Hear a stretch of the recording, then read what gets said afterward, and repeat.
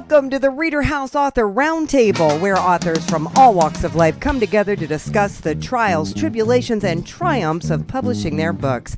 I'm Alice Stockton Rossini. Join us here every Saturday night at 8 o'clock, or listen to our podcast anytime on Spotify, Apple Podcasts, Stitcher, TuneIn, and PodServe, just to name a few. The Author Roundtable is sponsored by ReaderHouse Online Bookstore, where independent new authors come first. Ever ask yourself, what have I really done? What have I really accomplished in my life? Well, Dr. Wilson Antoine asked those questions, and the answers he came up with are in his book, Postmortem Life Continuation and Compelling Evidence. I am right now at the end of my life. I am 72 years old. So therefore, I said to myself at this point in time, what did I do? What did I accomplish in my life? When I look back and take a look at every single thing that I did, believe me, I do not see anything important.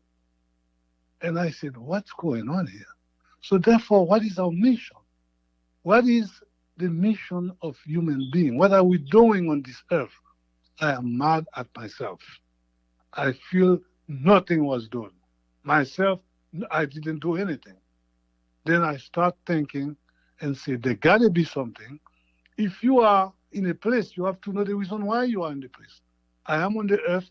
I need to know for sure the reason why I'm here. So I start thinking, and then I start writing this book because I see that I saw a lot of new information, a lot of things that I didn't pay attention to. When I tried to pull them back and put them together, I got a message. I see clearly the reason why we're here. I see other things that are coming, and I feel that you need to share that with the public. And that's why I'm writing those things. Those are phenomenal.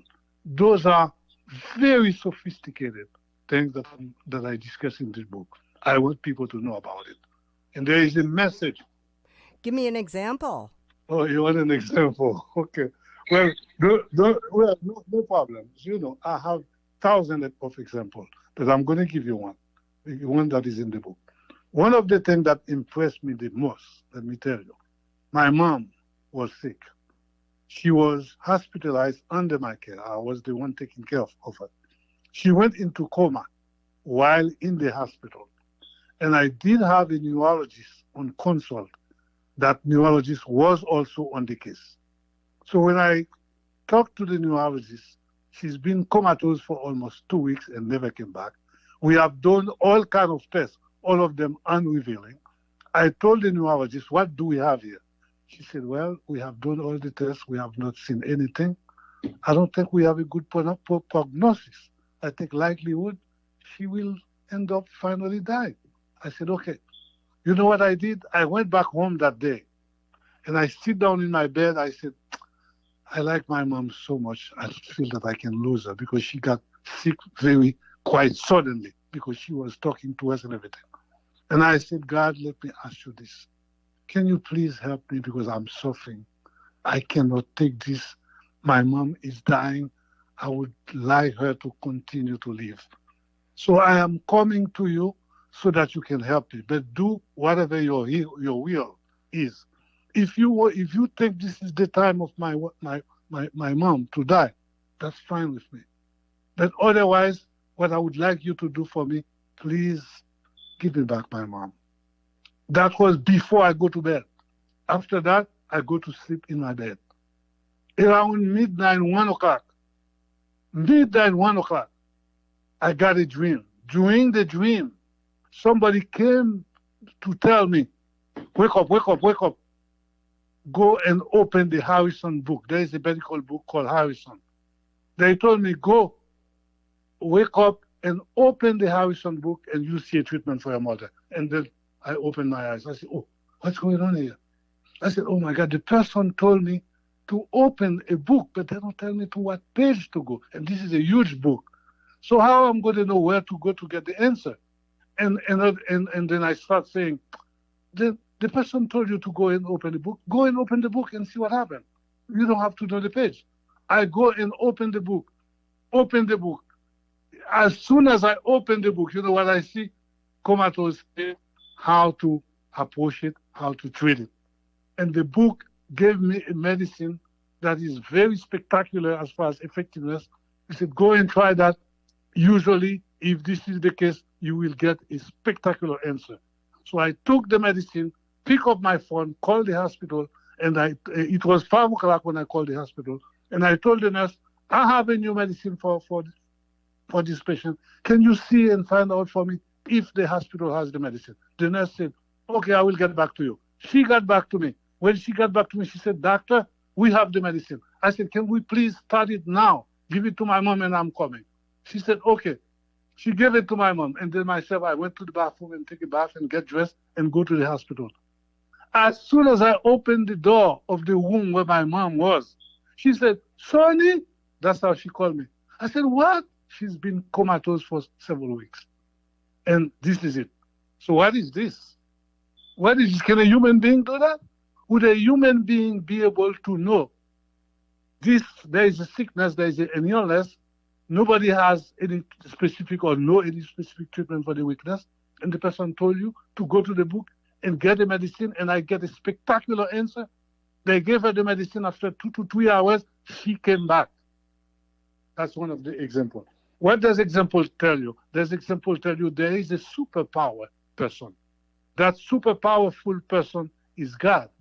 Or if this is God, and we know how powerful God is, God would not give us this kind of life. It has to be something else. And that something else, I do see it in all of those experiences, of those discoveries, that I have. And that's one example, and this example is very important. I would say it is. How's your mom now? Well, okay, let me tell you that happened. That happened in 2002. Okay. So obviously, my mom came back. You won't believe that. She came back to us, and we went back home with her, and she stayed with us for 10 years. Wow. She died after 10 years. And believe me, you won't believe that during those 10 years, she has told us so many stories, so many things that we didn't even know because we don't have time. And I said, oh my God, look at what I know. So therefore, her being able to come back to us was useful somehow. But right. She died because, we're talking pretty much not long time ago. Right. Yeah, that was one example, believe me. So is your story a book of faith? It is like throughout my life for the past 20 to 40 years, I have experienced so many things. Some of them, they are fact occurrences that are unbelievable, sophisticated, and sometimes telling, meaningful. And one day, I said, let me put all those things together. And that was the idea of my son, as a matter of fact. I should come back and say that. I'm telling you, I'm going to tell you exactly what I want the people to know. Because I've been having all those accumulated, fact occurrences, discoveries, and whatnot. They are so formidable, so unthinkable. And I said to myself, I always discuss them with my son, with my family, when they happen, when I'm facing them, when I'm experiencing those things. I told my family. One of them, my son, came to me and said to me, all those things, you need to share that with the public. Why don't you write a book? Now, the whole idea is, when you analyze those data that I said I have, the whole idea, what you get, there is a message from those data. The message is what? The message is, this life that doesn't make any sense to you. Obviously, clearly, for me, there is this life is senseless. And I'm not the only one who said that. This is monotonic. You don't see what you're doing. You don't see where you're going.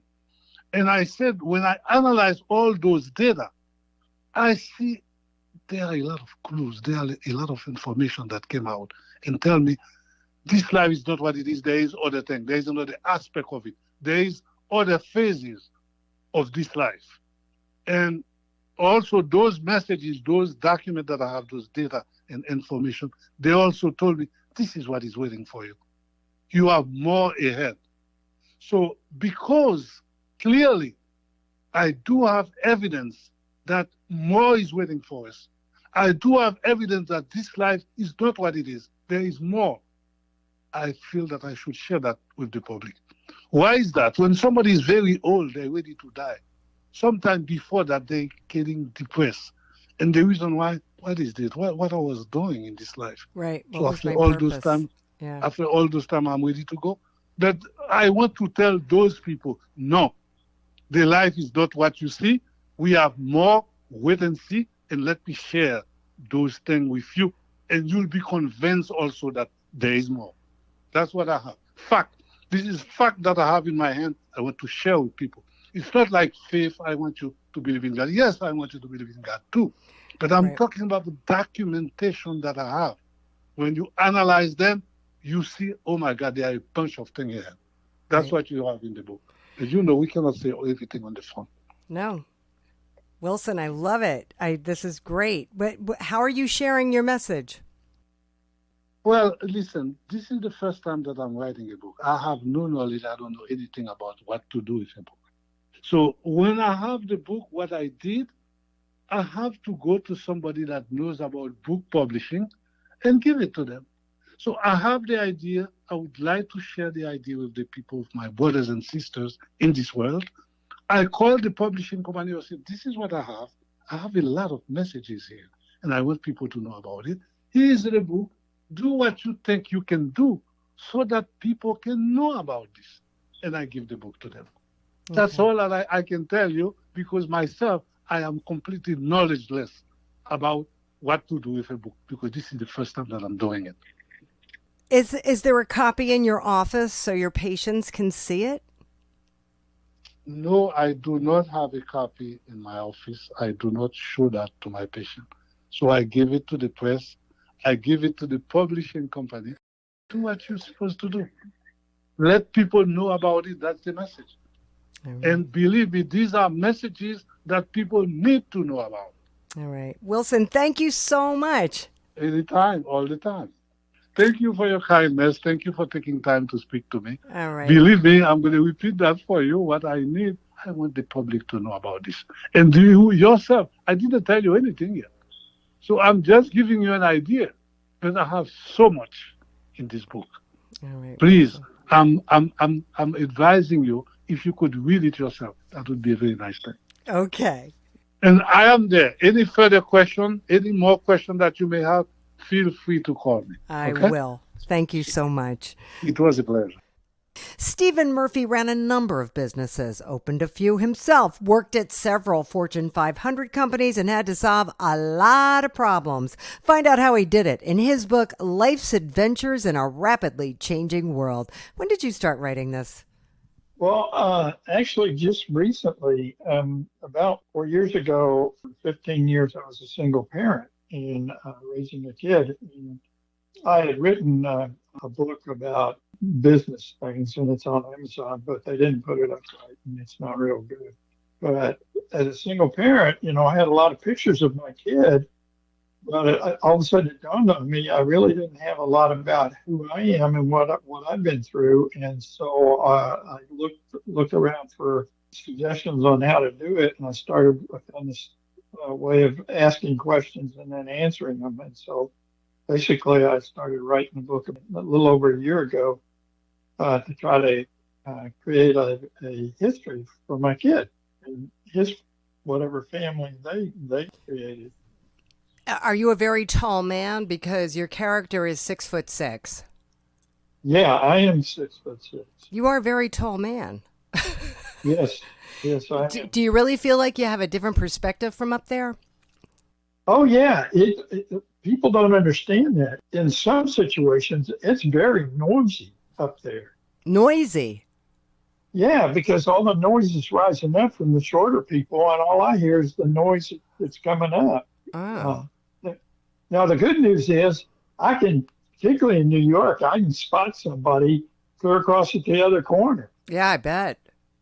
But it is, I've got incidents where I've bumped my head. There's actually a kind of humorous example in the book. I think I started out claiming that the parking garage tried to attack me, and then I explained that I'd walked into a pipe or whatever. Most people don't realize it, but they have a whole bunch of like pipes hanging down in certain areas. And, Yeah.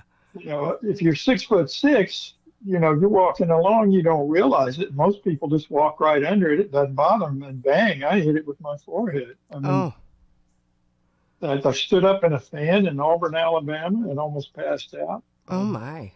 I clipped a sign off of captain's office when I was checking into my first military assignment after basic training.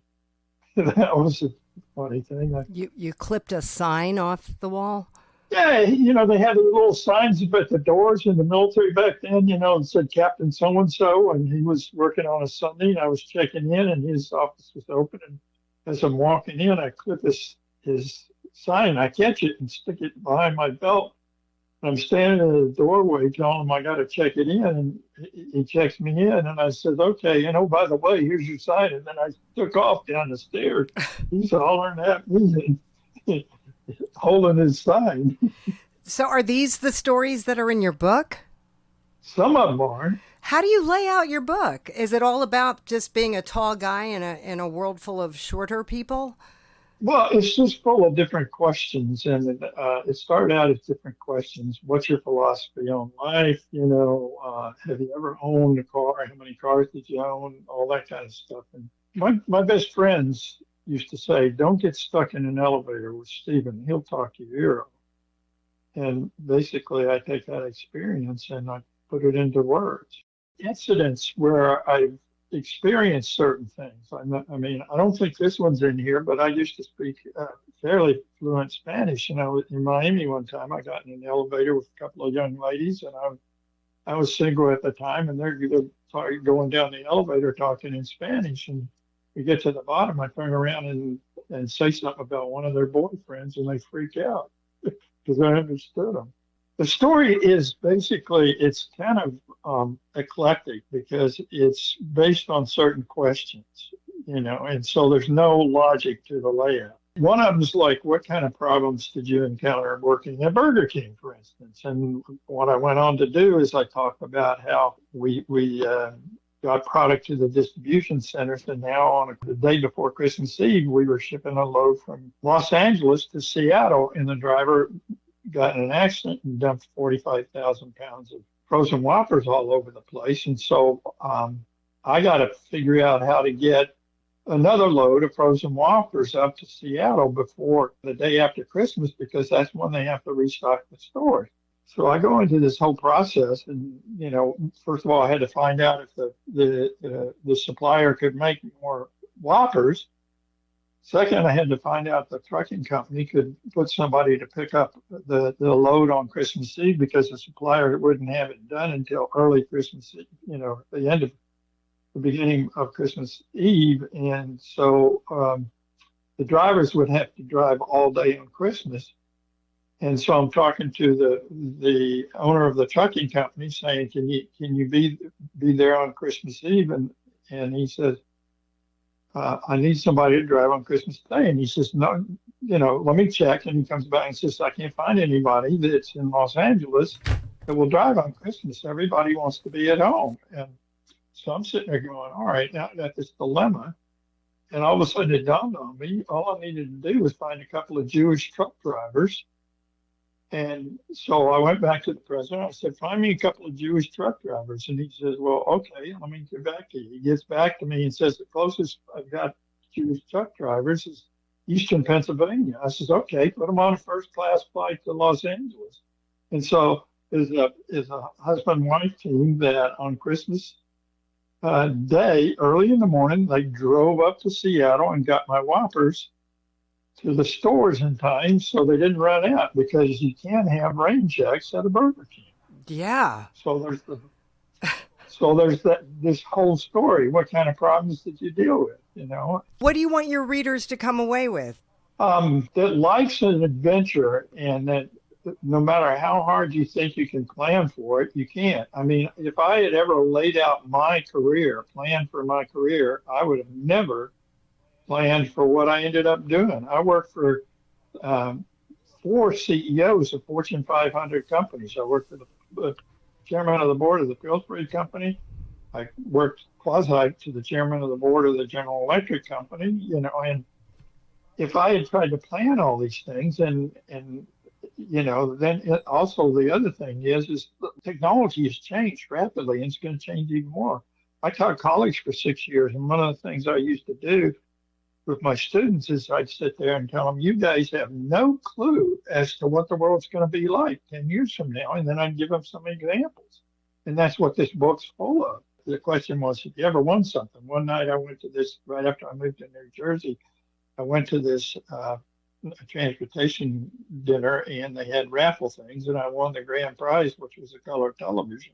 Now, this is on a Saturday night in the middle of winter, and I hadn't expected to win anything, and I had a little two-seater sports car, and I had to figure out how to get this huge television in my car and back to my place. And there's a whole thing about how I went that. Oh, well, it's midnight. I'll just Google it. Well, sorry, no Google. No problem. I'll just pick the phone up and call people. Well, no, sorry, no cell phone. I'll go back into the restaurant. Sorry, it's locked up at 1 o'clock in the morning. Right. And I'm 40 miles from brand new, not even sure how to get back to my apartment with this huge color television that took up almost all the space in my little car.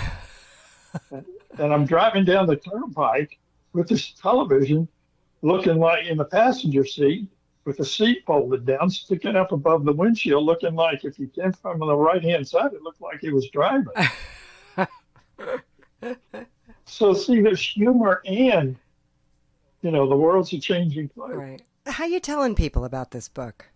Oh, like, for instance, at the pharmacy, I had to get 2 flu shots, and I was talking to them, and I'm a positive person, and like while I'm waiting to get the shots, this woman that's running the pharmacy was understaffed by one person called off, and this guy starts berating her and stuff, and after she gets through, I walk over and I said, "Man, you are awesome. You really handled that well and everything." And she said, "Well, Mr. Murphy, I'll get to you. Don't worry." And I said, "Hey, I'm in no hurry. Just wait." And then, so she goes in to give me the shots, and we're talking. And I said, "Oh, by the way, I just published a book," and I explained it to her. And she wrote it down and says, I got to buy it. I promise you, I'll buy it. My sister's 4 years older than me, and she lives in this assisted high-rise, and so they have Sunday brunches. And I go hang out with her, and her friends, and it was actually her friends read part of the book, a couple of them, and kept saying, "You need to publish it." So, I keep telling them stories, and they say, "Is it in the book?" And I make a note that no, it's not, and I'm going to put it in a second edition if the first edition does well. All right. So there's more stories to come in life's adventures in a rapidly changing world. Yeah, I even used it on a dating site a few times. What? I'm a single. Yeah, there's this one woman that likes me to tell her story. Okay. All right. We're not going to get together, but she likes my stories. Well, that's a start, Stephen. Well, listen, thank you so much for taking the time to talk to me. Well, it's been my pleasure. Hopefully, things will work out. I mean, one of the things I talk about in the book, they says, well, do you have any kind of life philosophies? And one of my favorite ones that I started a long time ago is I believe that if I come in contact with anybody, my job is to leave them a little bit better than before they connected with me. And I've been doing that for decades. I could tell you stories. I could tell you about a guy in a toll booth on the way to LaGuardia and how I took him out of a daze and all that stuff. I talk to people in the elevator. I always look for something to start the conversation. Wow, that's a very interesting brooch. Where did you get that? Or, wow, are you from Canada? That's, that kind of stuff. Just to make people, Make them feel good. I'm taking up too much of your time. I'm sorry. It's okay, Stephen. You have a great day. You too. A high school math and computer science teacher in Pasadena, Jason Mahoney, remembers writing as a kid, but it wasn't until the beginning of the pandemic that he picked it up again and wrote Mystery of a Dromedary. Nothing like a little time to get you going, right? I had a lot of time, but I also had some stories on my mind that I wanted to get down. And then, just kind of the circumstance was right for it, and I just started writing and then haven't stopped. Tell me what this book's about. This guy gets married, his name's Vernon Rivers, and he's told the date of his death is a year from his wedding. Correct. So it's kind of a retelling of Frankenstein. A similar situation happens to Victor Frankenstein in Mary Shelley's book, where the monster that's kind of like, over his shoulder tells him, like, I will be there with you on your wedding night. I'll ruin your life. So this one is kind of a retelling. It's a Southern Gothic. It takes place in Arkansas. So he's living his final year with that dread. And what's interesting is that he can't tell anyone because it is a supernatural source of information that he has. So if he were to tell someone, they just wouldn't believe him, and he would kind of look crazy. So he has to act like everything's okay, but things are not. When you say it's a supernatural source of information, does someone come to him at midnight with fangs or something? Like, what happens? That situation is sort of before the book takes place. It sort of starts right in the middle of the action, right? After that scene has already taken place, and now he's kind of looking at his wife and thinking, like, I just got married to you, and now I have this information. That's kind of where the story starts at. All right. And you have all of these interesting characters that you bring into play. Mm-hmm. Miles. Yes. Eudora and Ernie. Mm-hmm. How do these people come into play?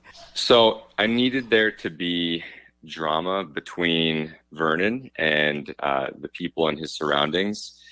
So he has this knowledge. There has to be people that he's keeping this knowledge from, and then that withholding of the information needs to cause drama between him and others. So these other people in the story, as a way of support the drama that is existing in Vernon's life. So tell me how this develops. Okay. It takes place in Arkansas. Vernon, he is a English teacher. Some students start to notice he's acting a little different. And he gets visited by this supernatural creature who's trapped in the American South. And that part takes place before the book begins. And similar to in Frankenstein, where the monster shows up and says, I will spare your life if you can make me a partner. I'm lonely. I need someone. Can you make another one of me? Similarly, in this story, the monster, or in this case, it would be Ernie, who's kind of like a tortured soul, shows up again and says, okay, I will take back my promise if you can find me a partner, just for a brief amount of time. So the second half of the book is Vernon's quest to make this request happen. Then he also has to go through a little bit of dread about making this happen, just like in Frankenstein, where he has that dilemma, should I do this or not? Because the first one that I created was a monster already, so should I make a second one? And so that's the second half of the book. So Vernon has to know how to make a monster. That's sort of the mystery. It doesn't mirror Frankenstein, one-to-one. He just has to find a female partner for Ernie. A female partner who willingly will go with Ernie, or he kind of has to kill her, or something like has right. to do. Somebody else has to inhabit her. That might get into some spoilers there, how that happens. Okay. Yeah. Do you go out and talk about your book? What do you say? I mean, I guess you're appealing to sci-fi fans, right? I like to appeal to classic literature. I like to appeal to magic realism fans or Southern Gothic. Maybe a little bit of horror. There might be a chapter or two that has some elements of horror. A lot of it is just drama. There's also some satire. This takes place in the modern American South, and I lived there for 3 years. So some of it is based on my own observation of what the culture is like there, some dysfunctionality, ways to make it better. So there is some social commentary as well. That would be interesting to hear. Are you a guy from the North? I'm from Philadelphia originally. Philadelphia. So the South must have knocked your socks off. It really did. And then I got to Los Angeles after that, and totally different. I'm just curious how the dromedary plays into this. Good question. So the school that Vernon teaches at, their mascot is the dromedary, which is a camel. Right. And then sprinkled throughout, there's some metaphors that involve camels, like the straw that broke the camel's back, or the biblical passage about the camel passing through the eye of a needle. And so I just kind of flipped that around and used the word dromedary instead of camel. So where do we go from here with this book? So where we go from here is I'm in the process of writing these characters into a second one. I really enjoy the setting, really enjoyed the drama and the school that it takes place in. So I'm going to keep writing these characters. Might not be all about Vernon, but maybe some of the side characters as well. And I would love to go out and talk to bookstores around Pasadena, get this first one on their shelf, maybe in their local authors, sell it to friends and family, to students and my school community. So I think I have a pretty good future in writing here. I also play music. I do like to be creative in my free time. There might even be some music metaphors and themes throughout my books as well. And you just decided to start doing this, and I feel like you're kind of on a roll now. I think so. The second one is happening way faster than the first one. What's your process? Do you come up with an outline and then take it from there? Do the characters present themselves to you while you're sleeping? I mean, people have all kinds of stories about how they develop their stories. So I come up with an outline first, and from there I just write down like a bullet point list of what happens, and then that's where I begin. Things do actually come to me from dreams. There's a comical situation with Coach Weatherby in my book, and the way that he mispronounces people's names or something like that. And that scene came to me in a dream once, and I thought, oh, this is actually humorous. I'm gonna write this down. And then things like that will come to me. Often when I'm alone, like when I'm running or when I'm reading or when I'm traveling. I'm always just going through from start to finish what the story is and then adding new layers. Now all you have to do is sell it. That is correct. And I feel like it's a new skill for me. I'm teaching music and writing, but now I'm going to have to learn how to sell as well. Any ideas on that front? Right now I'm doing quite well with the circle of acquaintances I've got. Okay. I've got lots of social communities and circles where I'm from and where I'm currently at. So things are going well right now, and I'm looking forward to working with some marketing companies through my publisher and see what they've got in store. Okay, great. Duane DeBruler is a former atheist who's published a book entitled We Have Met the Pharisee and He Is Us. Now, that's what we call a leap, Duane. How did this happen? I say this, I think, in the book. I don't consider myself to be an author who drove a school bus in order to make ends meet. I consider myself to be a school bus driver who actually ended up writing a book.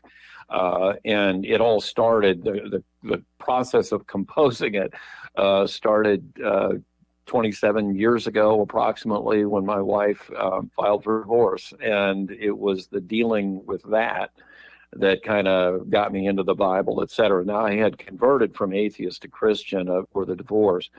But, it's the struggling with why do Christians not always do what, Christ calls us to do? Why do bad things happen to good people? That kind of thing. Right. That led me on this journey. And then not been for the divorce, the book probably would not have been written.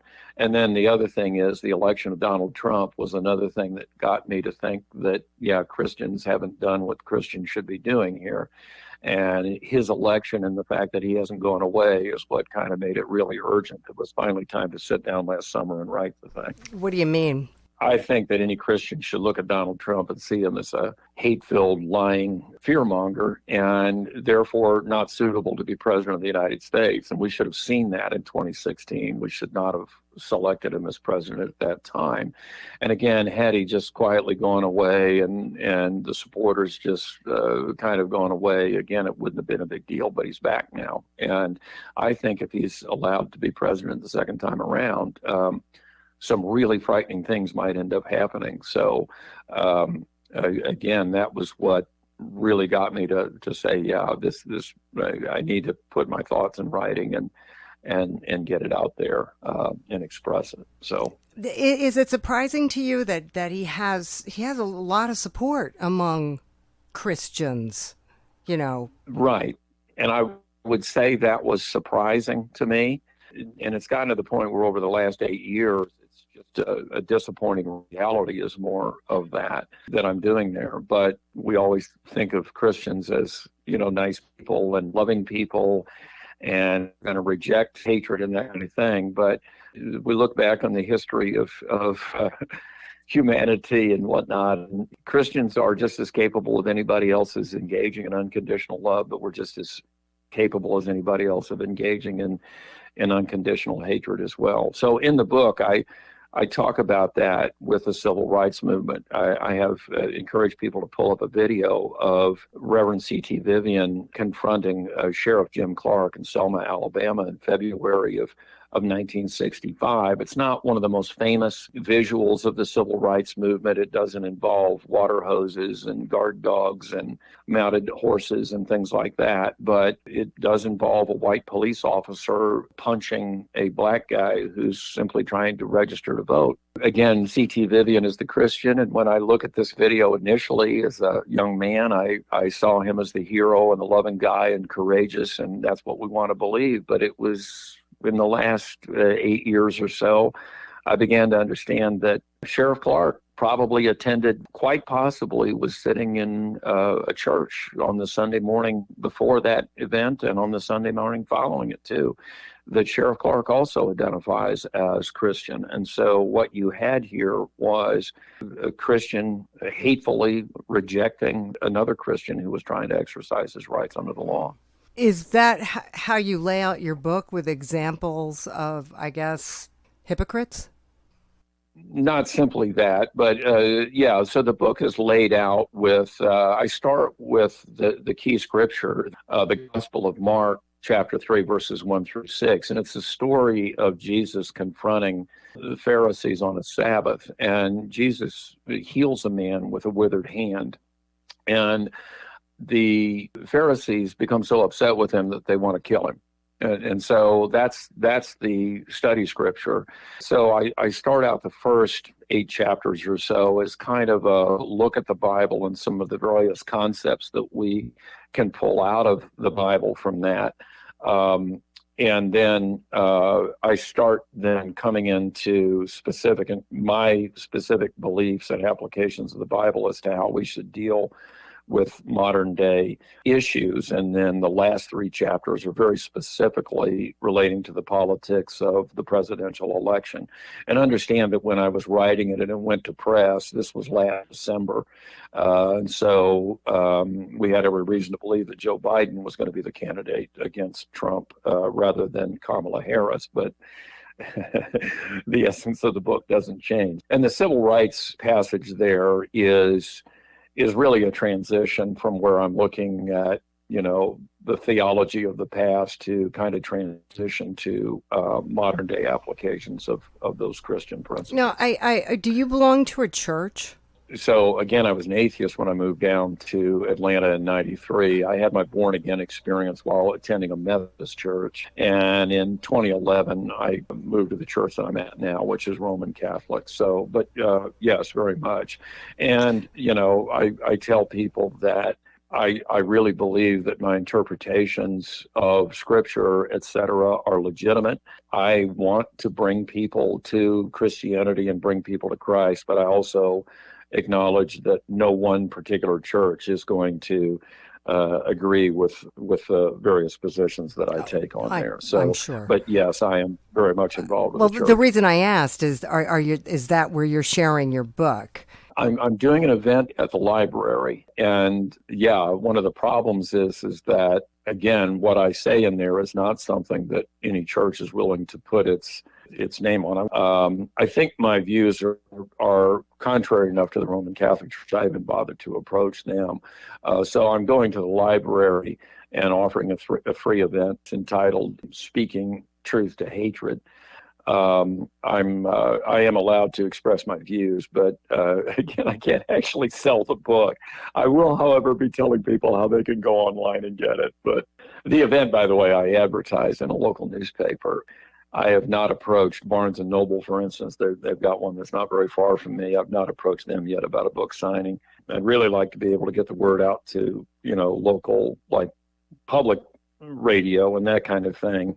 More secular, because again, that's really as much the audience I want to reach as anything are people that aren't familiar with Christianity, or people who were exposed to Christianity as a child but have kind of walked away from the church, that kind of thing. I'm just as interested in reaching that market as anything else. Well, I think you're on, you got a good start. I think the libraries, there's more than one library. Yeah. What a pleasure talking to you. Thank you so much. Sure thing. Leigh Tyson wrote lots of stories in high school, but never thought she'd actually publish a book. And then some unexpected free time popped up, and we have Welcome to Summit Springs, Book 1. Well, I actually started writing that book last year. It's actually something I had thought about doing for a long time, and then I found myself with some free time that I hadn't anticipated, because I was actually out of work on medical leave. So I had all this free time. And so I just figured, you know what, let me just start and I'll see where it goes. Where did the story come from? It just came from my imagination, actually, believe it or not. And now that I've written the first book, I actually have plans for more in the series based on other characters in the book. And I've actually started writing the second book already. Well, this is Welcome to Summit Springs Book 1, so yes, it stands to reason. Right. Yes, it does. But I had plans for, at least 4 books. What'd you come up with? So basically, it's mostly about the lead female character is named Abby, and then the male character is Mason. And Abby is actually, she's living in Boston, and she leaves the Boston area and she heads to Wyoming because she's running from an ex of hers who's very abusive and just not a good person all the way around. Based on a recommendation from her best friend, which you find out later in the book, who's a nurse at a hospital, she finds out about this program that will relocate abuse victims to different areas. And so they get her like a new identity and the whole thing, and she leaves the area and she ends up in Wyoming. And there's Mason's a local rancher that works, on a ranch in the area. And so she's renting this house that's not too far from the ranch. And his mother, Mason's mother, she owns a cleaning company, and she found out the house was being rented. So, word trickles around like it does in small towns. And so they go to introduce themselves. And so it kind of becomes like the journey of their romance. And then also like she makes friends with some of the females in town and, things like that. So by then it becomes, she either has to tell them her story and let everything happen the way it's going to happen, or she has to leave. So she has to make a decision because she's making connections and endangering lives. If she stays, if he finds out where she is, all this kind of stuff. So eventually it comes out that before she left, she got some content on a flash drive that she thinks is criminal activity from her ex. So she, but she doesn't know because all the files are encrypted. And so she can't like read any of it because it's all in some kind of weird code.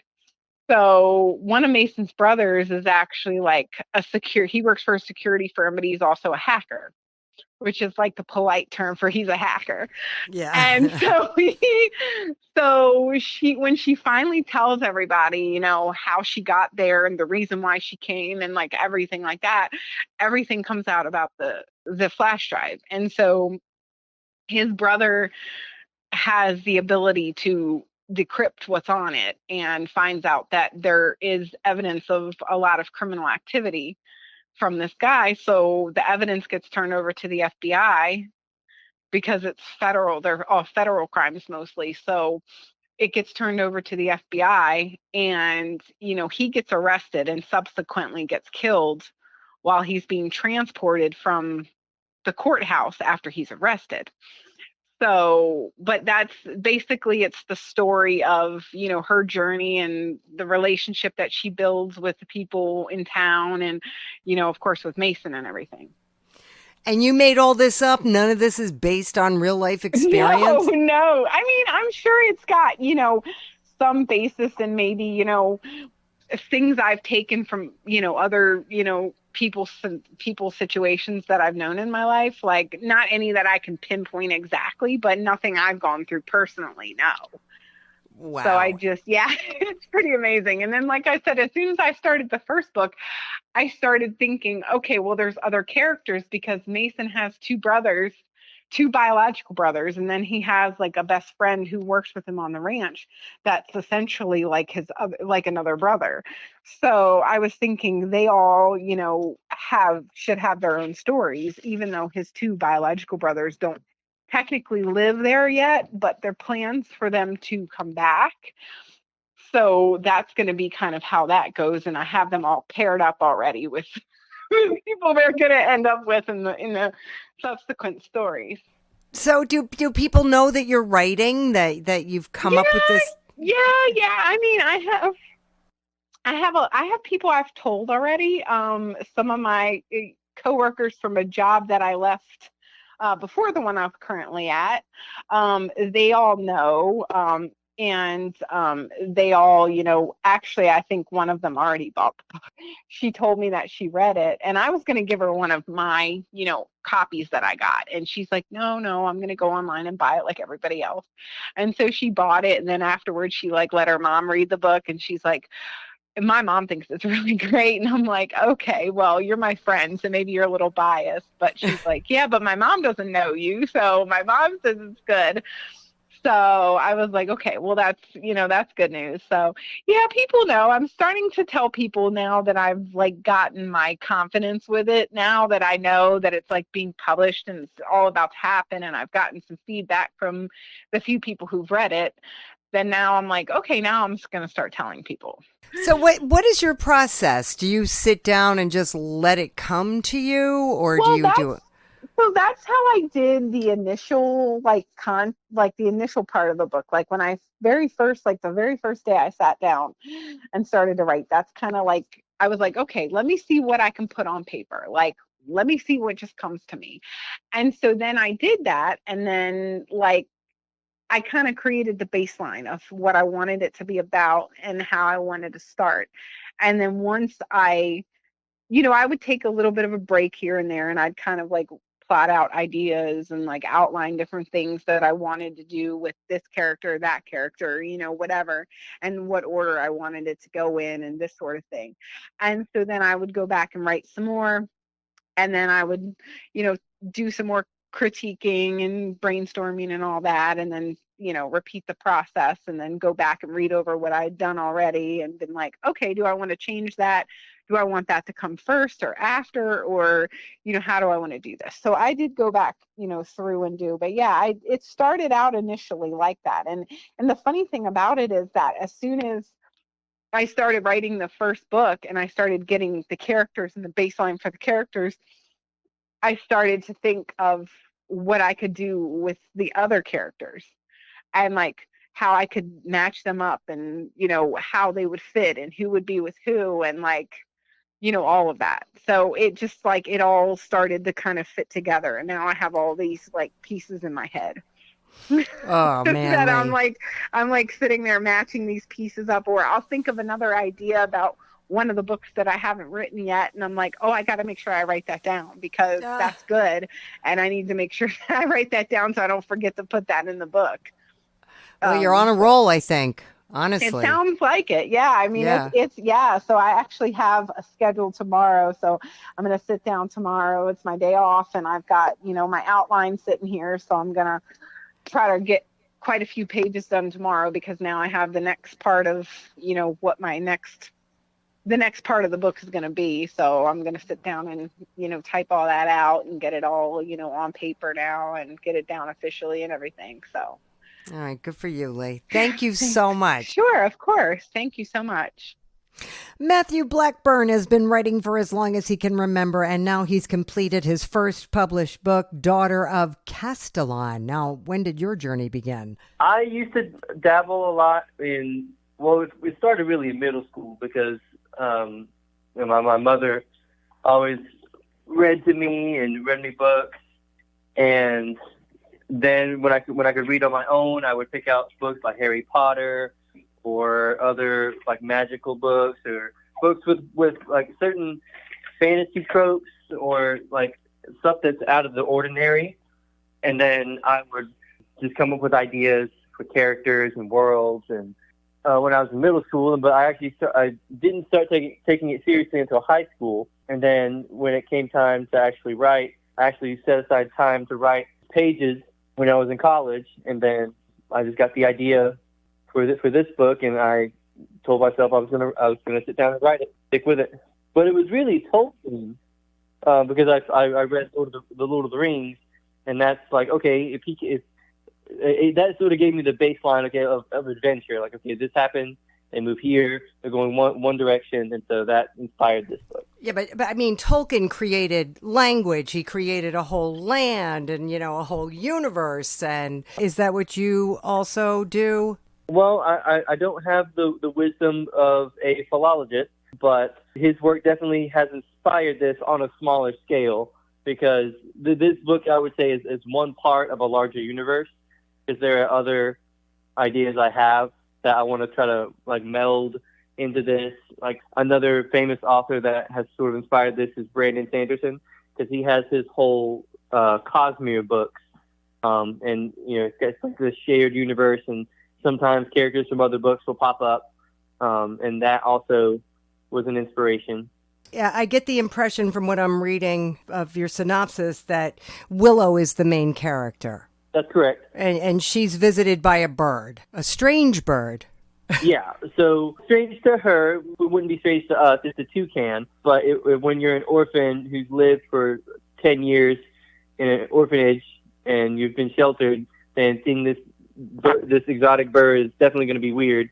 But this book's about Willow, who comes from an orphanage. She doesn't know her parents. Some of the kids don't really like her, but she takes solace in the headmaster. And then when she's visited by this bird, that sort of unlocks this new journey for her because the bird leads her to the headmaster. The headmaster then takes her even further, and they go into this new world where she's like, oh wow, I didn't know this existed. I didn't know I'm this kind of person. And it leads into a larger conflict with this tyrant and this sort of cursed world. Reading your synopsis, it almost sounds like, something out of the Bible. Yeah, there are... Yeah, I mean, like now in the days of the white lamb, when an enemy of the West shall be upon us, the one who unites will be born, and the decade of tribulation shall be wrought. I mean, what does that mean to Willow? Is she the savior? She is sort of like this chosen one figure, but, well, she's first told that, and then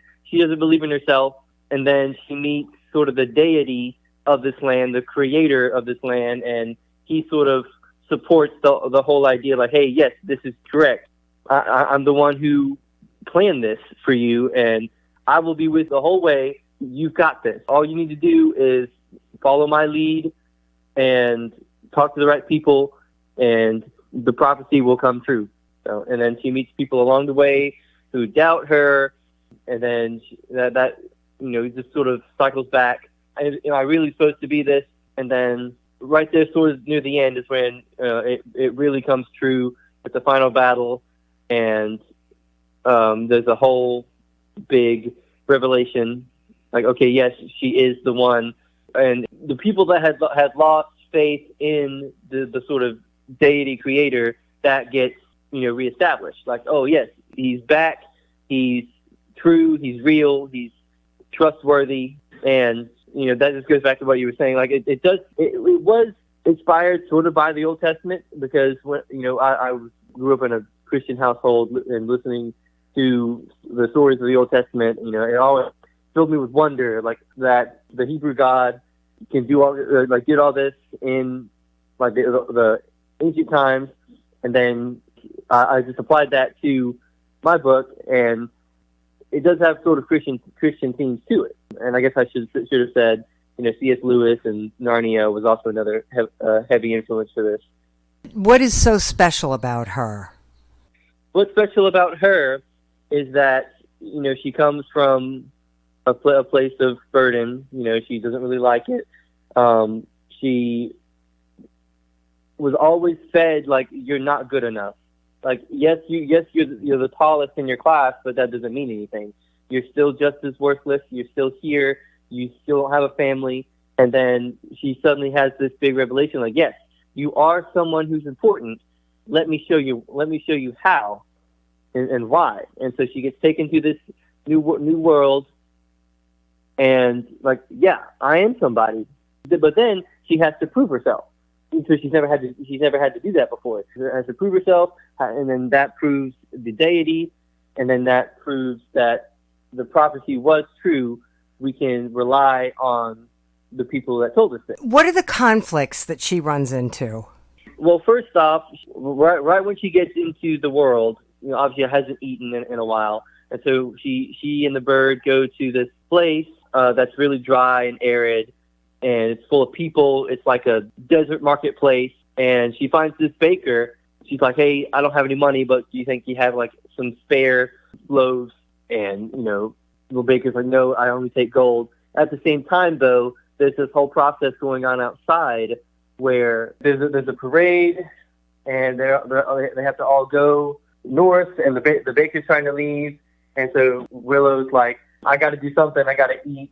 And so she ends up stealing from the baker and running away. And then in the crowd outside, there's this figure that's actually sort of a henchman for the tyrant in the world. And so it casts these really freaky creatures to come after her, and she's hunted down, eventually saved by another character that she meets.